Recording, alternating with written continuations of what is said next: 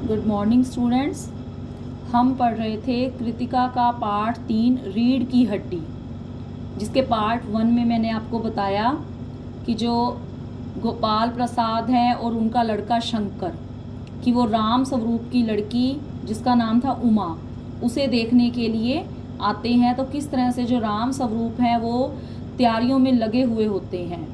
और ये भी हमने पढ़ा था कि जो उमा थी वो पढ़ी लिखी थी, लेकिन जब राम स्वरूप जो गोपाल प्रसाद जी से उसकी पढ़ाई लिखाई छिपाते हैं, क्योंकि जो गोपाल प्रसाद है उन्हें ज़्यादा पढ़ी लिखी बहू नहीं चाहिए। तो राम स्वरूप भी मजबूर हैं, एक लड़की के पिता होने के नाते वो सोचते हैं कि अगर मतलब मुझे अपनी लड़की का विवाह करना है तो मुझे उसकी पढ़ाई लिखाई को छिपाना पड़ेगा, क्योंकि उस समय मतलब बहुत से लोग पुराने ख्यालों के होते थे कि जो ज़्यादा पढ़ी लिखी बहू नहीं चाहते थे। तो उनमें से जो गोपाल प्रसाद थे, तो इसमें आगे देखिए, बाबू गोपाल प्रसाद और उनके लड़के शंकर का आना, आँखों से लोक चतुराई टपकती है। लोक चतुराई मतलब चालाकी, कि उनके मुंह से, उनकी आँखों से, चेहरे से पहले ही चालाकी दिखाई देती है। आवाज़ से मालूम होता है कि काफ़ी अनुभवी और फितरती महाशय हैं। उनका लड़का कुछ खीस निपोरने वाले नौजवानों में से। खीस निपोरना क्या होता है? बेशर्मी से हंसना, मतलब या बिना मतलब से हंसने वाला है। आवाज़ पतली है और खिसियाहट भरी है। खिसियाहट मतलब खींच भरी, खींचना जैसे होता है। झुकी कमर इनकी खासियत है, और जो लड़का है उसकी कमर झुकी हुई है, क्योंकि इस पार्ट का नाम भी रखा गया रीढ़ की हड्डी, क्योंकि जिनकी रीढ़ की हड्डी सीधी नहीं होती उनकी कमर झुकी होती है। तो इसमें जो रीढ़ की हड्डी का मतलब एक तो शरीर की जो रीढ़ की हड्डी है, और दूसरा मतलब जिनका कोई मान सम्मान नहीं होता। तो आगे है, राम स्वरूप अपने दोनों हाथ मलते हुए कि हाँ हाँ इधर तशरीफ़ लाइए इधर। तो इस तरह से जब गोपाल प्रसाद और शंकर अंदर आते हैं, राम स्वरूप उन्हें उनका स्वागत करते हैं। बाबू गोपाल प्रसाद बैठते हैं, मगर बेंत गिर पड़ता है। अब बेंत क्या है? छड़ी। मतलब जो गोपाल प्रसाद थे वो थोड़ी ज़्यादा उम्र के थे, अपने हाथ में छड़ी रखते थे, तो वो छड़ी उनके हाथों से गिर जाती है। राम स्वरूप यह बेंत लाइए मुझे दीजिए, कोने में रख देते हैं। सब बैठते हैं। तो इस तरह से वो लोग आते हैं और सारे बैठ जाते हैं। मकान ढूंढने में तकलीफ़ तो नहीं हुई? तो राम स्वरूप उनसे पूछते हैं, भी आपको आने में यहाँ कोई परेशानी तो नहीं हुई? गोपाल प्रसाद खंखार कर, ये वर्ड इसमें काफ़ी बार आएगा, खंखार कर मतलब कि खांस कर, कि नहीं, तांगे वाला जानता था, और फिर हमें तो यहाँ आना ही था, रास्ता मिलता कैसे नहीं। तो राम स्वरूप, यह तो आपकी बड़ी मेहरबानी है, मैंने आपको तकलीफ तो दी। गोपाल प्रसाद, अरे नहीं साहब, जैसा मेरा काम वैसा आपका काम, आखिर लड़के की शादी तो करनी ही है, बल्कि यूँ कहिए कि मैंने आपके लिए खासी परेशानी कर दी। मतलब इस तरह से वो सारे आपस में बातें करते हैं। जो राम स्वरूप उनसे पूछते हैं, भी आपको परेशानी नहीं हुई? गोपाल प्रसाद कहते हैं कि परेशानी किस बात की, कि मुझे भी तो आखिर अपने लड़के की शादी करनी है, विवाह करना है। राम स्वरूप, यह लीजिए, आप तो मुझे कांटों में घसीटने लगे, हम तो आपके हैं सेवक। तो इस तरह थोड़ी देर बाद लड़के की ओर मुखातिब होकर, मुखातिब मतलब मुख करके, जो राम स्वरूप है पहले गोपाल प्रसाद से बातें कर रहे होते हैं, फिर वो शंकर की तरफ मुंह करते हैं, और कहिए शंकर बाबू, कितने दिनों की छुट्टियां हैं? अब वो उससे उसकी छुट्टियों के बारे में पूछते हैं। शंकर जी, कॉलेज की तो छुट्टियां नहीं हैं, वीकेंड पे चला आया था। तो राम स्वरूप, आपके कोर्स खत्म होने में तो अब साल भर रहा होगा। शंकर जी, यही कोई साल 2 साल। राम स्वरूप, साल 2 साल? शंकर की जी, 1 आध साल का मार्जिन रखता हूँ। तो इस तरह से वो शंकर से थोड़ी बातें करते हैं, उसके कोर्स जो उसकी पढ़ाई लिखाई है उस बारे में पूछते हैं कि कितना टाइम और है। तो वो इस तरह से शंकर जो बताता है कि मैं 1 आध साल का मार्जिन रखता हूँ, इसलिए वो 2 साल तक की जो अपनी पढ़ाई बची है वो बताता है। गोपाल प्रसाद, बात यह है साहब कि यह शंकर 1 साल बीमार हो गया था। क्या बताएं, इन लोगों को इसी उम्र में सारी बीमारियां सताती हैं। एक हमारा ज़माना था कि स्कूल से आकर दर्जनों कचौड़ियाँ उड़ा जाते थे, मगर फिर जो खाना खाने बैठते तो वैसी की वैसी ही भूख। तो इस तरह से वो आपस में ये बातें कर रहे होते हैं कि पहले के समय में मतलब हम लोगों को कितना मर्जी खाने के लिए दे दो, लेकिन जब दोबारा खाने बैठते तो फिर भी वैसी ही भूख लगती थी। राम स्वरूप कचौड़ियाँ भी तो उस ज़माने में पैसे की 2 आती थी। गोपाल प्रसाद जनाब यह हाल था कि 4 पैसे में ढेर सी बलाई आती थी। बलाई मतलब क्रीम वगैरह, और अकेले 2 आने की हजम करने की ताकत थी अकेले। और अब तो बहु तेरे खेल वगैरह भी होते हैं स्कूल में। तब ना कोई वॉलीबॉल जानता था, ना टेनिस, ना बैडमिंटन, बस कभी हॉकी या क्रिकेट कुछ लोग खेला करते थे। मगर मजाल की कोई कह जाए कि यह लड़का कमज़ोर है। शंकर और राम स्वरूप खीसे निपोड़ते हैं, मतलब बेशर्मी से हंसते हैं। तो इस तरह से इसमें राम स्वरूप और जो गोपाल प्रसाद हैं वो आपस में अपने ज़माने की बात करते हैं। राम स्वरूप जी हाँ, उस ज़माने की बात ही दूसरी थी। हाँ, मतलब वो इस तरह से हंसते हैं आपस में। गोपाल प्रसाद जोशीली आवाज़ में, और पढ़ाई का यह हाल था कि एक बार कुर्सी पर बैठे कि 12 घंटे की सीटिंग हो गई। 12 घंटे जनाब, मैं सच कहता हूँ कि उस ज़माने का मैट्रिक भी वह अंग्रेजी लिखता था फर्राटे की कि आजकल के एमए भी मुकाबला नहीं कर सकते। तो इस तरह वो आपस में अपनी समय की जो पढ़ाई लिखाई थी उस बारे में भी बातचीत करते हैं। राम स्वरूप जी हाँ, यह तो है ही। तो ये गोपाल प्रसाद जो हैं वो सारी बातें कर रहे हैं, और राम स्वरूप भी उनकी हाँ में हाँ मिलाते हुए दिख रहे हैं। गोपाल प्रसाद माफ़ कीजिएगा बाबू राम स्वरूप, उस ज़माने की तो जब याद आती है अपने को जब्त करना मुश्किल हो जाता है। तो गोपाल प्रसाद कहते हैं कि अगर कोई मतलब उस ज़माने की बात छिड़ जाए हमारे, तो मतलब मेरे से बर्दाश्त नहीं होता, और मेरे मन में मतलब जो भी बातें होती हैं मैं कह देता हूँ। तो फिर राम स्वरूप कहते हैं जी हाँ, वह तो रंगीन ज़माना था, रंगीन ज़माना। शंकर भी ही करता है, मतलब ये सारे जो है वो हंसते हैं। गोपाल प्रसाद एक साथ अपनी आवाज़ और तरीका बदलते हुए कि अच्छा तो साहब बिजनेस की बातचीत हो जाए। तो जो गोपाल प्रसाद हैं पहले तो वो अपने ज़माने की बातें कर रहे हैं, लेकिन फिर एकदम से अपना तरीका बदलते हैं कि अब ज़रा बिजनेस की बातचीत हो जाए। राम स्वरूप चौंक कर बिजनेस भी समझ कर, ओ अच्छा, लेकिन ज़रा नाश्ता तो कर लीजिए। फिर उठते हैं। गोपाल प्रसाद यह सब आप क्या तकल्लुफ़ करते हैं? तकल्लुफ़ मतलब तकलीफ़, कि जब राम स्वरूप नाश्ता वगैरह की बात करते हैं तो वो कहते हैं कि आप इतनी परेशानी क्यों उठाते हैं? राम स्वरूप तकल्लुफ़ किस बात का, कि यह तो मेरी बड़ी तकदीर है कि आप मेरे यहाँ तशरीफ़ लाए, वरना मैं किस काबिल हूँ कि माफ़ कीजिएगा ज़रा अभी हाजिर हुआ। तो इस तरह से राम स्वरूप जो है वो नाश्ता वगैरह लेने के लिए अंदर जाते हैं। गोपाल प्रसाद थोड़ी देर बाद दबी आवाज़ में, आदमी तो भला है। तो वो जो गोपाल प्रसाद है वो धीरे धीरे अपने लड़के से बात करता है, क्योंकि थोड़ी देर के लिए जो राम स्वरूप है वो नाश्ता वगैरह लेने चला जाता है। तो वो धीमी आवाज़ में कहता है कि आदमी तो भला है, मकान से हैसियत भी बुरी नहीं मालूम होती, पता चले कि लड़की कैसी है। शंकर कहता है जी, कुछ खंखार कर इधर उधर देखता है। तो इस तरह से जो राम स्वरूप है वो तो वहाँ नहीं है, जो शंकर है थोड़ा खांसते हुए इधर उधर नज़र दौड़ाता है। गोपाल प्रसाद क्यों, क्या हुआ? शंकर कुछ नहीं। गोपाल प्रसाद झुक कर क्यों बैठते हो? ब्याह तय करने आए हो, कमर सीधी करके बैठो। तुम्हारे दोस्त ठीक कहते हैं शंकर की बैकबोन, क्योंकि जो शंकर के दोस्त थे वो उसे बैकबोन कहते थे, क्योंकि जो शंकर था वो थोड़ा झुककर चलता था। तो गोपाल प्रसाद उसे थोड़ा डांटते भी है, भी कमर सीधी करके बैठो, तुम रिश्ता पक्का करने आए हो, भी तुम्हारे दोस्त भी तुम्हें बैकबोन कहते हैं। इतने में बाबू राम स्वरूप आते हैं, हाथ में चाय की ट्रे लिए हुए मेज़ पर रख देते हैं। गोपाल प्रसाद आखिर आप माने नहीं, मतलब जो गोपाल प्रसाद वो कहते हैं कि हम नाश्ते के लिए वो मना कर रहे हैं, लेकिन वो कहते हैं भी आप माने नहीं, आप ले ही आए। राम स्वरूप चाय प्याले में डालते हुए कि आपको विलायती चाय पसंद है या हिंदुस्तानी?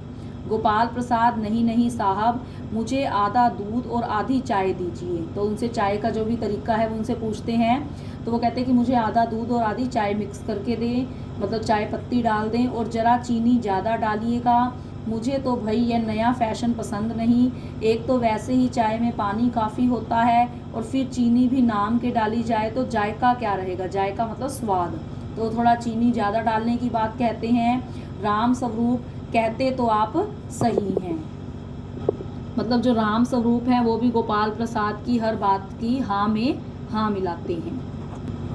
प्याला पकड़ाते हैं शंकर खंखार कर, मतलब खंखार होते धीरे से, मतलब खांसना, कि जैसे गले में बलगम वगैरह होती है, थोड़ी खंखार करना। सुना है सरकार अब ज़्यादा चीनी लेने वालों पर टैक्स लगाएगी। तो शंकर ये बात कहता है, गोपाल प्रसाद चाय पीते हुए हूँ, सरकार जो चाहे सो कर ले, पर अगर आमदनी करनी है तो सरकार को बस एक ही टैक्स लगाना चाहिए। राम स्वरूप शंकर को प्याला पकड़ाते हुए, वह क्या? गोपाल प्रसाद खूबसूरती पर टैक्स। तो गोपाल प्रसाद इसमें कुछ नई ही बात निकाल देते हैं कि अगर सरकार को इनकम करनी है, अपनी टैक्स से आमदनी कमानी है, तो उसे कौन सा टैक्स लगाना चाहिए? खूबसूरती पर टैक्स। राम स्वरूप और शंकर हंस पड़ते हैं, मजाक नहीं साहब, यह ऐसा टैक्स है जनाब कि देने वाले चूं भी न करेंगे, मतलब कि टैक्स देने के लिए कोई आनाकानी भी नहीं करेगा। बस शर्त यह है कि हर एक औरत पर यह छोड़ दिया जाए कि वह अपनी खूबसूरती के स्टैंडर्ड के माफिक अपने ऊपर टैक्स तय कर ले, फिर देखिए सरकार की कैसी आमदनी बढ़ती है। वही है ना कि औरत जो होती है वो मेकअप वगैरह करके अपने आप को सुंदर दिखाती है, तो इसलिए गोपाल प्रसाद ने ये बात कही कि जो टैक्स है वो किस पर लगाना चाहिए? खूबसूरती पर टैक्स। जो जितना खूबसूरत होगा उतना ही टैक्स ज़्यादा देगा। राम स्वरूप जोर से हंसते हुए कि वाह वाह, खूब सोचा आपने, वाकई आजकल यह खूबसूरती का सवाल भी बेढब हो गया है, मतलब हर कोई दूसरे से सुंदर दिखना चाहता है। हम लोगों के ज़माने में तो यह कभी उठता भी ना था। तश्तरी गोपाल प्रसाद की तरफ बढ़ाते हैं, लीजिए। तो मतलब बीच बीच में वो बातें कर रहे हैं, जो उनका नाश्ता भी साथ साथ चल रहा है। तश्तरी मतलब प्लेट वगैरह, जिसमें उनका जो नाश्ते का जो भी सामान है वो रखा हुआ है खाने का, तो वो गोपाल प्रसाद की तरफ बढ़ाते हैं, लीजिए। गोपाल प्रसाद समोसा उठाते हुए, कभी नहीं साहब, कभी नहीं।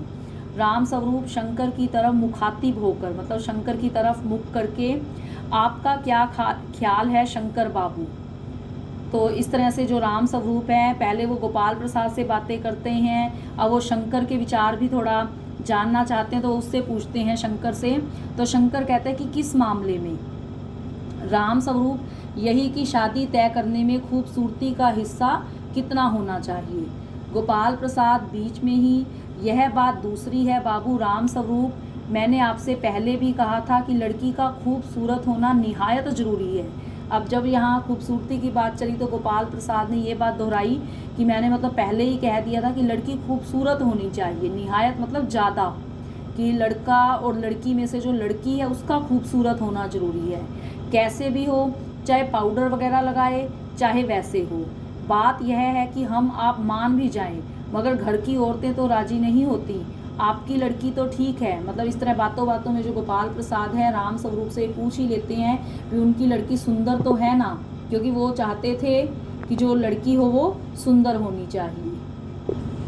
राम स्वरूप, जी हाँ, वह तो अभी आप देख लीजिएगा। तो राम स्वरूप कहते कि हाँ, कि जो मेरी लड़की है वह सुंदर है, बाकी आप देख लीजिएगा। गोपाल प्रसाद, देखना क्या है, जब आपसे इतनी बातचीत हो चुकी है तब तो यह रस्म ही समझिए।